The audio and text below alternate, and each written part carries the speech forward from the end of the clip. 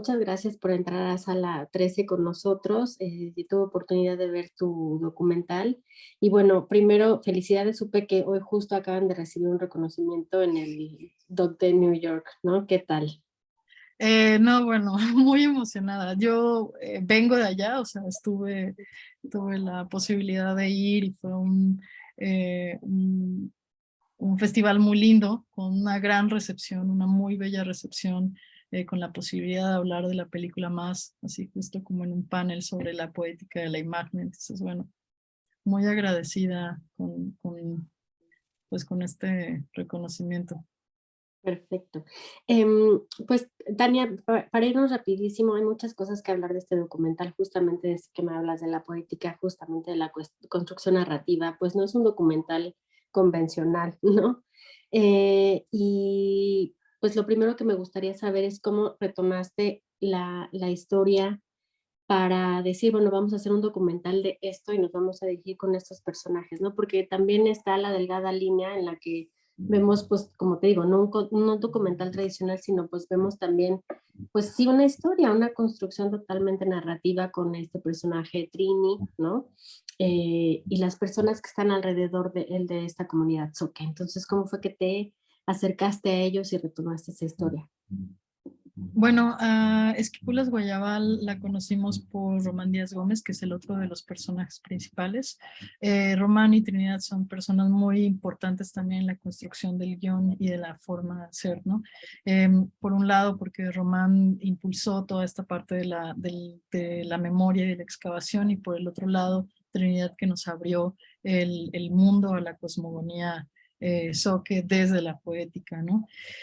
Eh, la decisión de que fuera un documental no tradicional se tomó desde el inicio, en parte porque venimos por nuestros gustos personales, por mi interés específico en cierto tipo de cine documental, ¿no? Que es de este estilo, Mm. es el tipo que me gusta a mí ver y que quería ver, ¿no? Y por el otro, el poder mostrar la cosmogonía Zoque, ¿no? O sea, mostrar este universo, esta no división entre el sueño y la vigilia, ¿no? Esta relación con el entorno animado y las entidades animadas, poderlo ver y no decirlo, ¿no? Es Ujú. una de las razones por las que es así. Y bueno, ¿y cómo llegar a la historia? El evento fue enorme, ¿no? El evento del Chichonal afectó 16 comunidades, quedaron enterradas, y cuando nosotros comenzamos a investigar, salían cientos de historias, ¿no? Pero también fue ir tomando la decisión de acotar, y esta invitación de Román a conocer la historia de Esquipulas fue la puerta, ¿no? A concentrarnos en ellos. La primera vez que estuvimos en Esquipulas Guayabal, en el viejo Esquipulas Guayabal, que es donde sucede la excavación, fue con él. Y él hizo esto que aparece en la película, que es hablarnos frente a un potrero de esta ciudad que ya no existe, ¿no? Que eso a mí me parecía muy, muy fuerte, ¿no? Como, pues que se tenía que retratar, ¿no? Y es que se podrían hacer millones de analogías con esto que pasó ahí y con lo que hacen en el documental, ¿no? Es literalmente ahí sí es desenterrar el pasado, ¿no?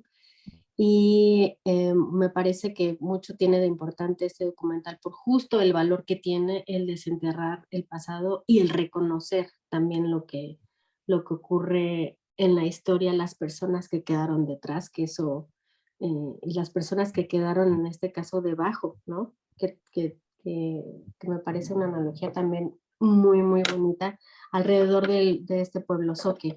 Me gustaría hablar ahora de justo la construcción narrativa en este sentido de, pues, hablar con ellos, sí estar con ellos, pero también no sé si en algún punto se hizo como la recreación de todo esto que vemos, pues sí, documentado, pero contado a través de ellos, pero también algo de, no sé si llamarle ficción, es que es una delgada línea, ¿no?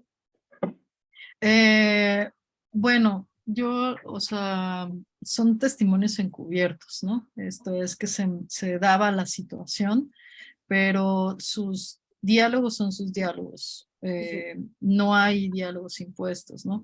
Había más bien una investigación larga antes, ¿no? Como de conocer cómo se tomaban las decisiones en la asamblea, ¿no? Cómo se veía el paisaje en distintos momentos del año, eh, haber hecho pruebas con distintas cámaras más pequeñas con Trinidad y con Román, ¿no?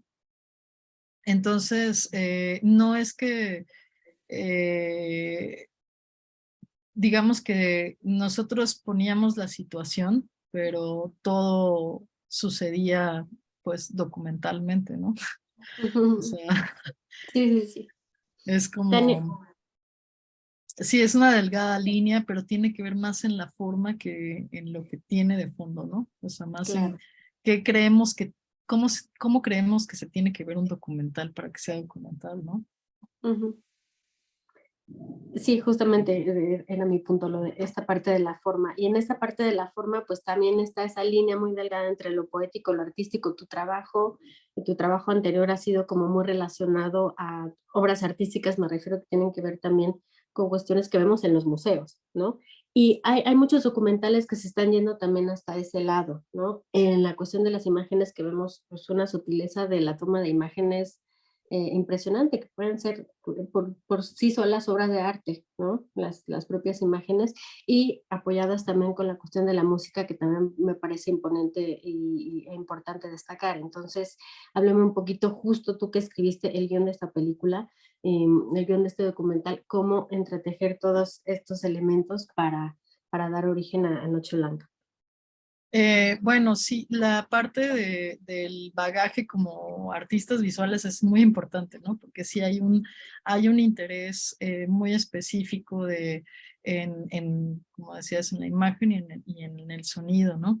Pero en mi caso también hay un interés temático y también otro tipo em, pues ya de investigaciones de muchos años en relación a los paisajes volcánicos y a las personas que los habitan, ¿no? Que ya llevo pues, desde el 2009 en eso, que ya ha pasado un tiempo, ¿no?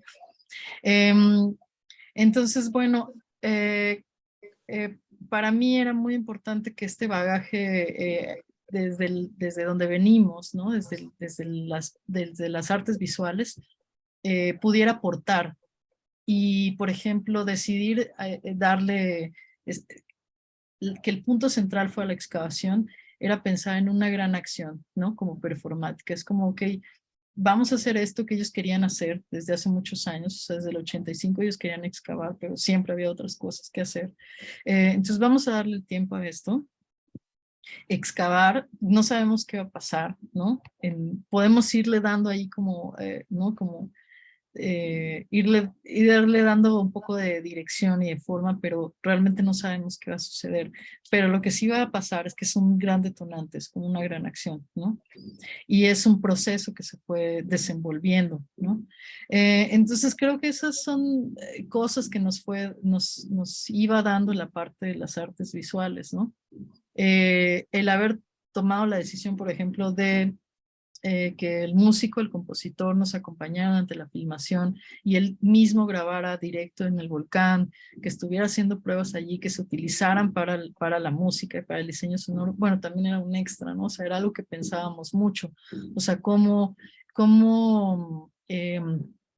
entrar en este universo, ¿no? Cómo acceder a él, pues bueno, pues desde el sonido, ¿no? También inmersivo, ¿no? Desde las largas sesiones de escucha ahí en el volcán y cómo eso trasladarlo a la película, ¿no?